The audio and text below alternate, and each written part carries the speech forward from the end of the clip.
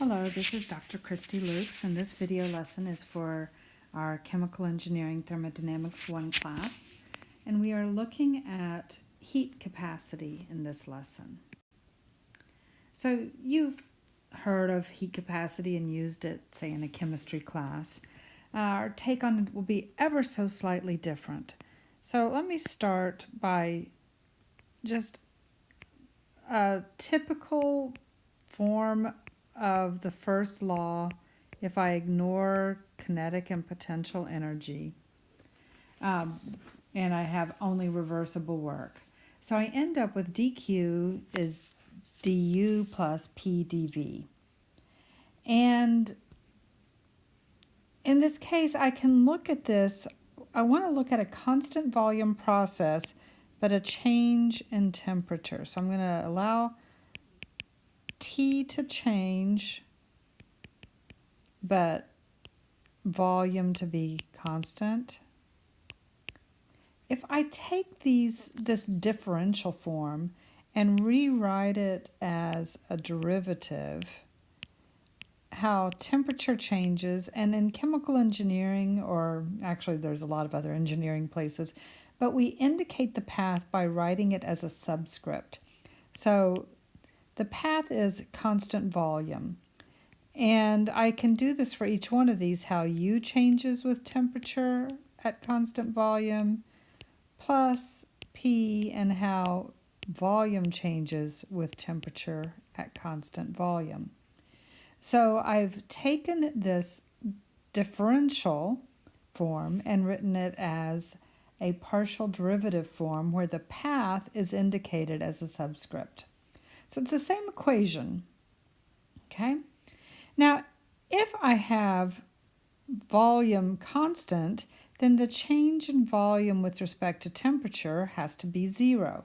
So therefore, dq dt at constant volume is how U changes with temperature at constant volume. Now we define this, so an equal sign with 3 lines means I'm doing this by definition. So I define this to be C sub V, which is the constant volume specific heat capacity.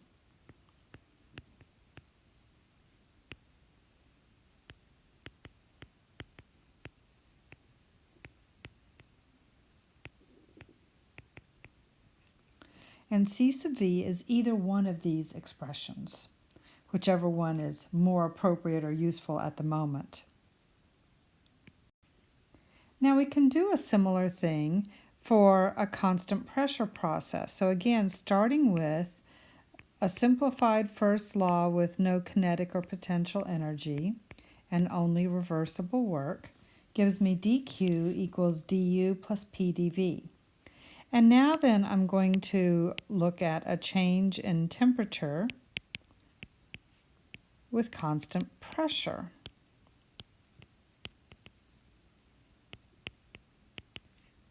Now in this case, when I write this, dq dt, so I'm changing temperature, the path is constant pressure. It's du dt at constant pressure plus p dv dt at constant pressure. Now, there's no magic trick that I can say, oh, that's equal to 0 this time. But since pressure is constant, I could pull that into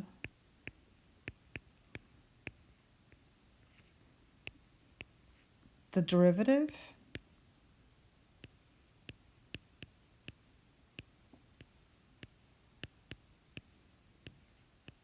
Right, those would be constant because if P is constant, I can put it inside the derivative or outside the derivative, either way. And because of the linearity of derivatives, this is equal to U plus PV with respect to T along that constant P process. So dQ dt at constant pressure is d with respect to T of U plus PV with respect to pressure or constant pressure. And as we saw in class,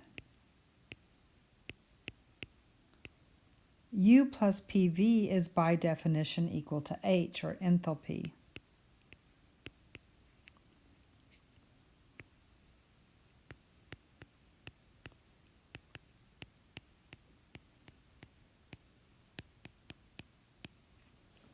And so dq dt at constant P is dH dt at constant P. And this is what we will define to be C sub P. So again, by definition, this is C sub P, which is the constant pressure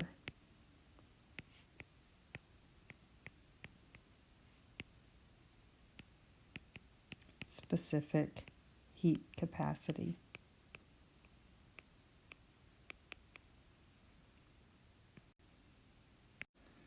So as we just saw, C sub V is du dt at constant V, and C sub P is dH dt at constant P, and these are definitions.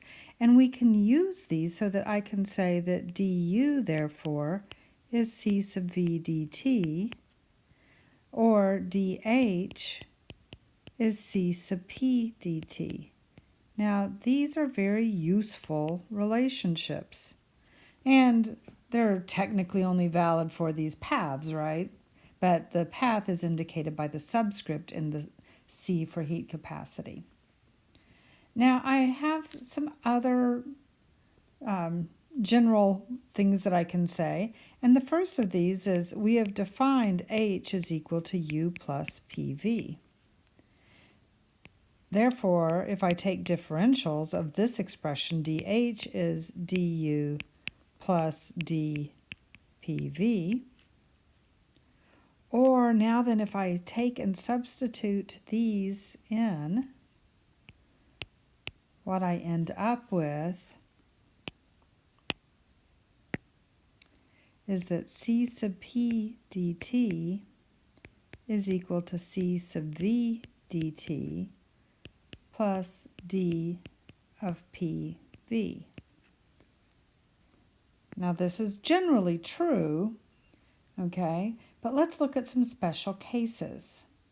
So let's look first at solids and liquids. And in solids and liquids, generally V is very small. And so if I look at dPV, this is always V times dP plus P times dV. And if V is very small and the delta P isn't too huge, typically what we end up with is that C sub P dt is C sub V dt plus, well, V dP is small, so therefore I end up with just P dV. And changes in volume are also very small. We typically call these incompressible, meaning if I change the pressure, then I don't really get much change in volume. And so therefore that's also very small, and so C sub P dt is approximately equal to C sub V dt in solids and liquids. Or C sub P is approximately equal, let me change colors on that.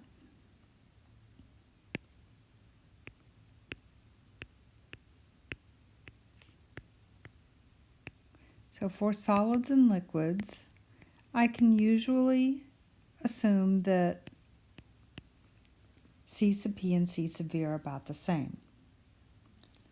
Now I have another special case I want to look at, and this is for ideal gases. And for ideal gases, using specific volume, PV is equal to RT.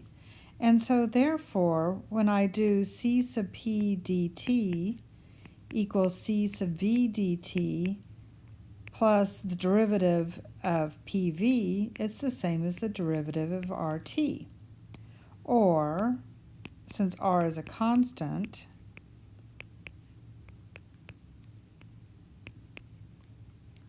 and what this tells me is that for ideal gases, this dt cancels everywhere, and so C sub p is equal to C sub v plus R, the gas constant, for ideal gases.